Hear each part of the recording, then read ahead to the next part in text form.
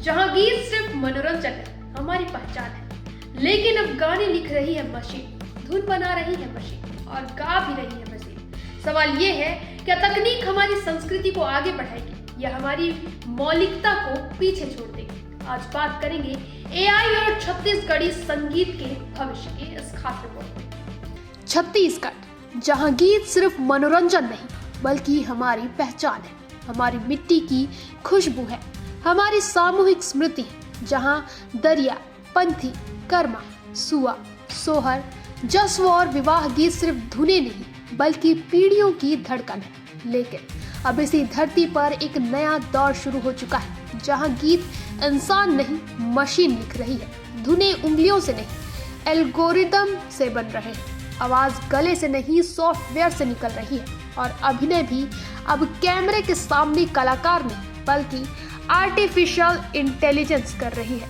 तो क्या छत्तीसगढ़ की मौलिक गीत संगीत की पहचान खतरे में है या फिर यह एक नए युग की शुरुआत है? छत्तीसगढ़ में गीत संगीत हमेशा से समाज की आत्मा रही है। खेतों की मेंढों पर गूंजते लोकगीत, जंगलों की छांव में गाए जाने वाले कर्मा के स्वर, त्योहारों में थिरकती पंथी की तार, जन्म पर गाया जाने वाला सोहर और दुख की घड़ी में उठने वाली करुण धुनें, ये सब जीवन के अनुभवों में जन्मी अभिव्यक्तियां हैं, जिन्हें किसी एल्गोरिदम ने नहीं बल्कि संघर्ष, श्रम, प्रेम और पीड़ा ने गढ़ा है। लेकिन अब तक तकनीक ने इस संसार में प्रवेश कर लिया है। मोबाइल, इंटरनेट और डिजिटल प्लेटफॉर्म ने पहले ही संगीत को लोकतांत्रिक बनाया था और अब एआई ने इसे और तेज, आसान और सस्ता कर दिया है। कुछ शब्द लिखिए और गीत तैयार, मूड बताइए और धुन बनकर सामने, आवाज चुनिए और मिनटों में रिकॉर्डिंग पूरी। वहीं छत्तीसगढ़ जैसे राज्य में जहां बड़े स्टूडियो तक पहुंचना, महंगे वाद्ययंत्र और रिकॉर्डिंग का खर्च हमेशा चुनौती रहा, वहां यह तकनीक गांव-गांव के युवाओं के लिए अवसर लेकर आई है। अब जिनके पास पैसा या नेटवर्क नहीं था, वे भी मोबाइल पर ट्रैक बना रहे हैं, एआई में म्यूजिक जनरेट कर रहे हैं और यूट्यूब व सोशल मीडिया पर अपलोड कर रहे हैं। इस नजरिए से देखें तो एआई ने संगीत को अभिजात वर्ग से निकालकर आम लोगों तक पहुंचाया है, प्रतिभा को मंच दिया है, प्रयोग और नवाचार को बढ़ाया है। छत्तीसगढ़ी गीतों को ग्लोबल साउंड के साथ जोड़ना, नई बीट्स के साथ पेश करना, युवा दर्शकों को आकर्षित करना पहले से आसान हो गया है। डिजिटल प्लेटफॉर्म पर वायरल होने वाले गानों के पीछे तकनीक की भी बड़ी भूमिका है और इससे स्थानीय कलाकारों को राष्ट्रीय अंतर्राष्ट्रीय पहचान मिल सकती है। लेकिन इसी के साथ कई गंभीर सवाल भी खड़े होते हैं, क्योंकि छत्तीसगढ़ी लोकगीतों की असली ताकत उनकी भावनात्मक सच्चाई और सांस्कृतिक गहराई है, जो डेटा से नहीं जीवन के अनुभव से आती है। वहीं मशीन भाषा की नकल कर सकती है, संरचना दोहरा सकती है, बीट्स मिला सकती है, लेकिन क्या वह उस स्मृति को समझ सकती है जो किसी लोकगीत के पीछे होती है? किसान की थकान, माँ की लोरी, पर्व की सामूहिकता या विस्थापन का दर्द। एआई से बने गीत तकनीकी रूप से आकर्षक हो सकते हैं, लेकिन उनमें आत्मा की कमी का खतरा बना रहता है। और अगर बाजार में एआई कंटेंट की भरमार हो गई तो श्रोताओं का स्वाद भी बदल सकता है, असली लोक संगीत हाशिए पर जा सकता है। एक और बड़ा सवाल रोजगार का है।